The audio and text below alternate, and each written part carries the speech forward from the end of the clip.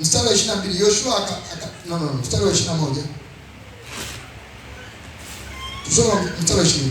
Akani akamjibu Yoshua akasema, kwani nimefanya dhambi juu ya Bwana Mungu wa Israeli, nami nimefanya mambo haya na haya. Nilipoona katika nyara jeo zuri ya Babeli na shekeli 200 za fedha na kabali ya dhahabu uzani wake shekeli 50, basi nilivitamani nikavitwaa. Tazama, vimefichwa mchangani katikati ya hema yangu na ile fedha chini yake. Basi Yoshua akatuma wajumbe, wakapiga mbio mpaka hemani, na tazama, vile vitu vilikuwa vimefichwa hemani mwake na ile fedha chini yake. Wakavitoa kutoka hapo katikati ya hema, wakavileta kwa Yoshua na kwa wana wa Israeli wote, nao wakaviweka chini mbele za Bwana. Sasa unajua, kwa sababu ya dhambi hii watu ni 30 walipigwa wakafa. Si unajua? Hao ni wanaume wenye familia wameenda vitani wakapigwa kwa sababu kuna mtu ametenda dhambi. Kwa hiyo kuna waume au wanaume wenzako wamekufa kwa sababu ya dhambi yao.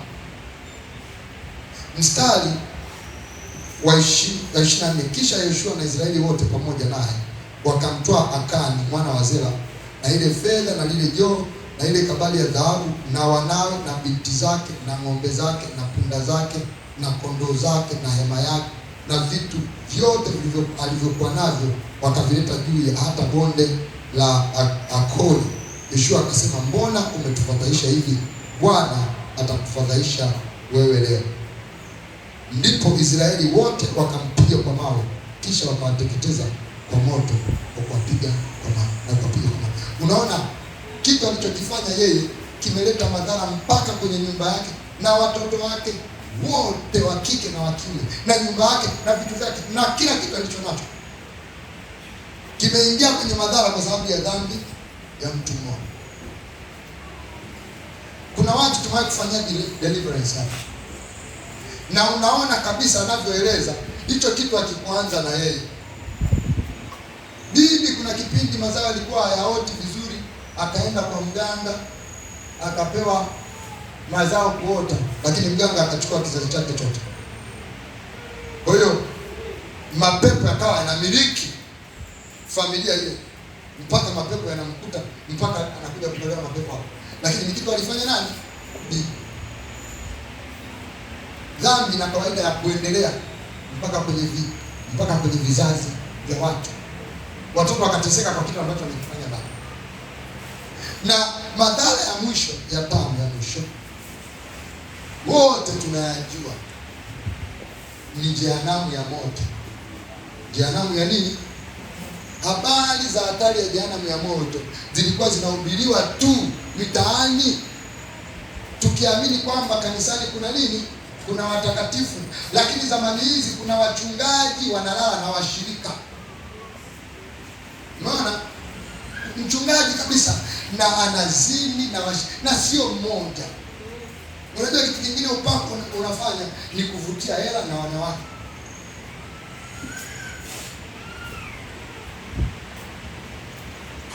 Au na wanaume kama mchungaji. Sasa nini?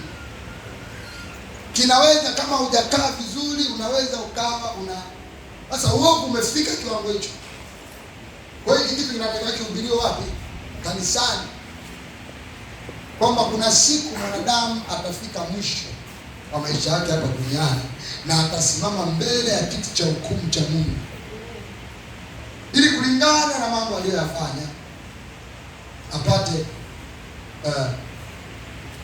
matokeo yake, apate malipo yake. Na unajua sasa mwisho wa watu ambao wamekufa bila Mungu.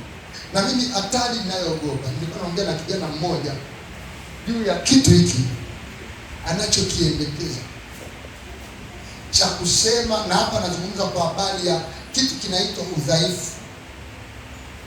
Mimi bwana sio mwizi, ila nika udhaifu tu na kuchukua hela za watu lakini narudisha. Mimi bwana sio muongo, ila yani nilisema vile hili sasa. Unajua mara nyingine ukisema ukweli inabidi utumie hekima. Ukisema ukweli, unajua ukweli mwingine unaweza ukapelekea madhara. Ndio hivyo, ndio ilivyoandikwa hivi. Kwa mtu anaweza akawa na kisingizio cha kuendelea kwenye nini? Kwenye uovu mpaka mauti ukamkuta yuko kwenye nini? Kwenye uovu. Na pamoja na kwamba Mkristo anaweza akatenda dhambi akaomba Mungu akamsamehe, si unajua, na akarudi katika nafasi yake, ingawa nawaambia watu madhara yatakuwepo, hata kama ni kiduchu, lakini atafanyaje? Yatakuwepo. Kwa Yesu Kristo tunaweza tukakosea na tukapata msamaha, lakini kama hiyo ni tabia yako, na tunajua Yesu, kurudi kwa Yesu kutakuwa ghafla. Maandiko anasema kufumba na kufanyaje? Na kufumbua. Hivi unajua mara nyingine unafumba na kufumbua macho na hujui kwamba umeblink. Ndivyo Yesu atakapokuja kulichukua kanisa. Kama itakuwa ghafla hivi, na wakati anarudi wewe ulikuwa umelewa, ulikuwa umefanyaje? Ndio kale ka udhaifu, ka ulevi uko hapa, umeshagonga vikeivanti au simame vizuri na simame unasema nimezimua kwa sababu hujanywa muda mrefu, unanuka pombe na tunaenda mbinguni, anakutoa na wewe na pombe. Umekufikiria kitu kama hicho? Ndio tuseme ni udhaifu. Sasa umekutwa, ndio hizi si anakuja. Kuna mtu anajua siku Yesu atakaporudi, na anarudi sasa, ndo anakukuta ndio upo unafinya macho. Vipi wameondoka kweli? Umeachwa na pombe. Ukinywa, nisikiliza, ukilewa haviondoki hapo hapo tena, haviondoki unavyotaka wewe. Wewe una ile uhalali tu wa kubugia, lakini itaisha saa ngapi hauamui wewe. Kwa hiyo unaweza ukataka iishe ili kama kuna raundi ya pili, unaona bado vipo. Na mtu anaweza akanywa pombe leo akalewa, kesho asubuhi ukasalimiana naye ananuka pombe. Tunaenda na wewe kweli? Hivi nataka kufikirie tu kidogo. Kama wewe ndio ungekuwa vizuri, usiwe sio Mungu. Pengine Mungu ana rehema zake. Au umekutwa kama yule mwanamke katikati ya tendo. Namkumbuka yule mwanamke aliyekamatwa anafanya zinaa. Katikati ya tukio, unajua ile sio tukio la sekunde mbili. Si unajua hao unajifanya vipi? Ni kitu kinachukua, ndio umekutwa sasa. Ndio parapanda imelia au ndio. Unajua mimi waga nafikiri na tafakari tu namna ya hatari ya dhambi. Wanakutoa pale, wanakuawisha, alafu naenda. No, nataka usicheke sasa sana, tufikiri pamoja. Mimi nataka ufanyeje? Hiki kitu kinachekesha lakini cha hatari sana. Unatoka pale, malaika wanakutoa, haya twende bwana, Yesu ame.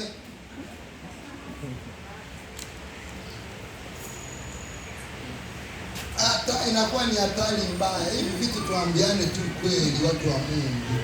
Tuambiane nini? Ukweli. Unaweza ukaokoka ukajiita unakuja kanisani, lakini mwisho wako ukawa mbaya. Kama kuna vitu na vitu vingine, wachungaji wengine hawana unabii, hawezi kuona usiku unavyofanya mambo unayofanya. Muamini Mungu. Tena kwa wengi tumejazwa Roho Mtakatifu Jumapili iliyopita. Muamini Mungu atakutunza katika utakatifu mpaka siku ya kuja kwake Bwana.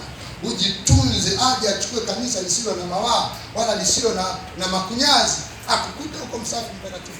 Unamgoja Bwana tena ukiwa katika kumtumikia Bwana. Amina.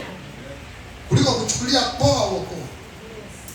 Mtu anapaswa kujitunza na kujitunza mbali na dhambi. Paulo akasema na upiga mwili wangu kila siku. Tena najitahidi ili nisije nikawahubiri wengine, mimi mwenyewe nikawa mtu akufanyaje? Wa kukataliwa. Haujui kwamba kuna watu walimwendea Yesu, wasema kuna watu watakuja siku hiyo watasema, Bwana Bwana, tulitoa pepo kwa jina lako, tukafanya miujiza lele na kutoa unabii kwa jina lako. Akaambia, kwenda, siwajui mimi. Sikuwajua.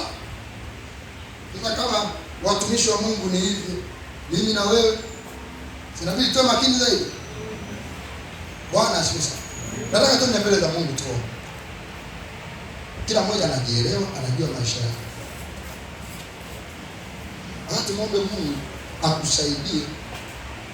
Kama kuna jambo lolote ambalo kwenye maisha yako unaona kabisa anachokisema mchungaji hiki kitaniletea madhara, upokee neema ya kushinda na kuvuka. Uweke sawa njia zako. Tunaishi katika kalenda ya kinabii. Tuko gani? Dakika yoyote dunia inaweza ikafika mwisho ule uliokusudiwa, zikaja nyakati nyingine tofauti. Na kwa hiyo sitaki nikutie moyo hapa kila siku kwamba uko salama, wakati kuna kitu ambacho kimekorofisha kwenye maisha yako. Na mimi nataka tumuombe Mungu leo ili upokee neema, upokee nguvu, upokee uwezo wa kuishi maisha matakatifu hata ajapo Bwana. Ninaomba usimame.